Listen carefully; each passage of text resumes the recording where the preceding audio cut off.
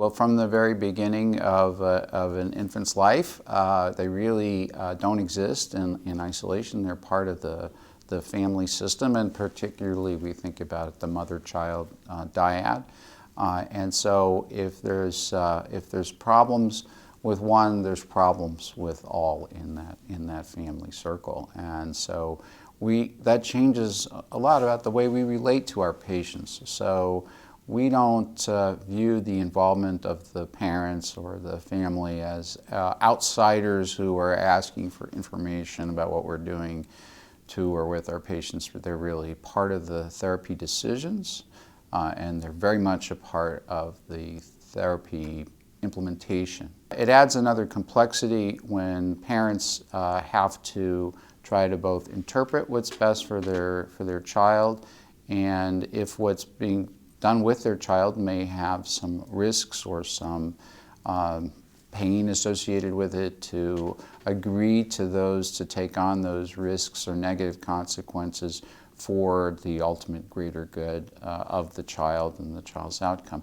That's why the alliance between the caregiver and the provider is so important, because what we try to do is understand what the patient and the family, in particular with the parents, try to understand where they're coming from in terms of what they understand about their child at the current time. What are they worried about? What are their priorities? If we have additional priorities, if there are things they're not anticipating that could be very harmful or important for the child, we try to point those things out to them. And then come to an understanding of what the underlying cause of the problem is, and then also come to an understanding of what an appropriate treatment would be, because the treatments sometimes are very obvious. I mean, if a child has an infection, then there's a particular antibiotic that's going to work, and almost every case the parents are going to want the child to get better and have the antibiotic that they need. Those are simple cases that happen very frequently. But there are other times when maybe there isn't a great treatment right now for the child. And so we have to work through with the parents, do they want to participate in clinical research to try to help us to develop a treatment that would be effective, or do they want to shift gears and think about the child's quality of life and well-being and preventing suffering and the like.